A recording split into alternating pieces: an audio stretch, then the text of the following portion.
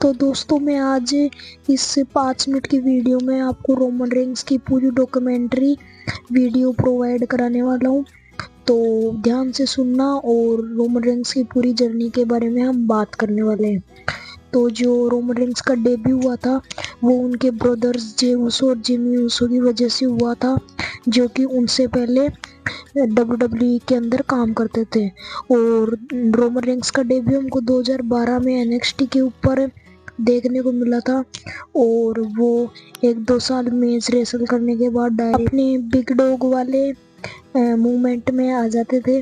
और इनका शुरू में बहुत इतना करेज नहीं था, ये छोटे मोटे मैच रेसल करते थे NXT के ऊपर और मेन रोस्टर पे तो इनका ज़्यादातर मैच हमको देखने को नहीं मिलता था।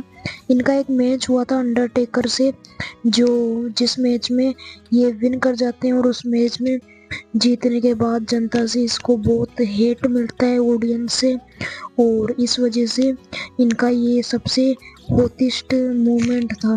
और इसके बाद इनको एक बीमारी भी हो जाती है, पोलियो, उस वजह से ये हॉस्पिटल में भी जाते हैं और इनके रो पे भी ये आके बताते हैं कि मेरे बीमारी हो चुकी है और उस वजह से मैं आपको देखने को नहीं मिलूँगा, और ये चले जाते हैं बिना बताए। और तभी इनको कोई सीरियस मेडिकल कंडीशन में गुजरना पड़ा था और फिर वो डायरेक्ट रिटर्न करते हैं बिना बताए, सरप्राइज रिटर्न करते हैं और आते ही WWE टाइटल्स की तरफ जाते हैं, टाइटल्स को विन करते हैं और एक वाइस मैन के तौर पे पॉल हेमन को भी ये हायर करते हैं।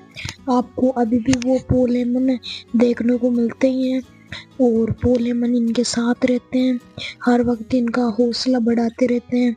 फिर ये अपने brother Jey Uso, Jimmy Uso को भी अपने साथ लेते हैं और इनका एक लोगन पॉल के साथ मैच होता है जिसमें सोलो सिकोआ भी इनके साथ जुड़ जाते हैं। बट ये ज़्यादा दिन नहीं हो पाया क्योंकि फिर बाद में इनको थोड़ा लालच चढ़ गया और इन्होंने जे ऊसो को भी अपने से छोड़ दिया, जिनके साथ ये डेब्यू हुए थे उनको भी छोड़ दिया, और सेमी ज़ेन भी इनके साथ जुड़े हुए थे, उनको भी इन्होंने छोड़ दिया। और उसके बाद ज़्यादा बंदे थे नहीं, इसलिए इनका एक मैच भी हुआ था हेल इन अ सेल के अंदर, जिसके अंदर Jimmy Uso versus Jey Uso versus Roman Reigns का मैच हुआ था। और उसके बाद जिमी ऊसो तो रोमन रेंस के साथ ही थे, रॉक भी इनके साथ हो जाते हैं। ये सिलसिला हमको रेसलमेनिया तक देखने को मिलता है। उसके बाद ये कोडी रोड्स को चैलेंज करते हैं और बीच में सेथ रोलेंस भी घुस जाते हैं। तो रेसलमेनिया की फर्स्ट नाइट पे इनका मैच भी होता है, टैग टीम मैच, और उसके अंदर रोमन रेंस वाली टीम विन कर जाती है। और फिर अगली नाइट को रोमन रेंस का मैच होता है कोडी रोड्स के साथ, जिस मैच में रोमन रेंस विन नहीं कर पाते क्योंकि इससे पहले 39 रेसलमेनिया जो थी उसमें भी रोमन रेंस विन किए थे और वो अपना टाइटल हार जाते हैं रोमन रेंस से। और उसके बाद रोमन रेंस गायब भी हो जाते हैं, वो अपन को फिर दिखाई नहीं देते, अगले रो पे भी दिखाई नहीं देते। लेकिन फिर कहानी में एक ट्विस्ट आ जाता है।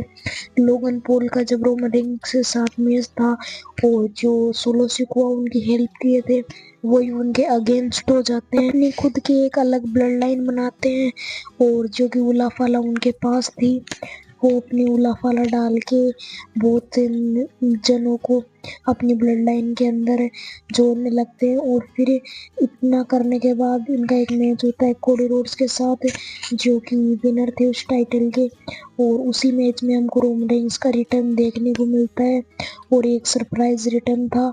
और इसकी जो मिलियंस की व्यूज़ भी बहुत सारे गए थे और वो रोमन रेंस आते ही हमला कर देते हैं सोलो सिकोआ के ऊपर, और इसी वजह से कोडी रोड्स का साथ देना पड़ता है रोमन रेंस को। और बेड ब्लड में इनका मैच भी होता है, टैग टीम मैच, और उसमें रोमन रेंस विन कर जाते हैं।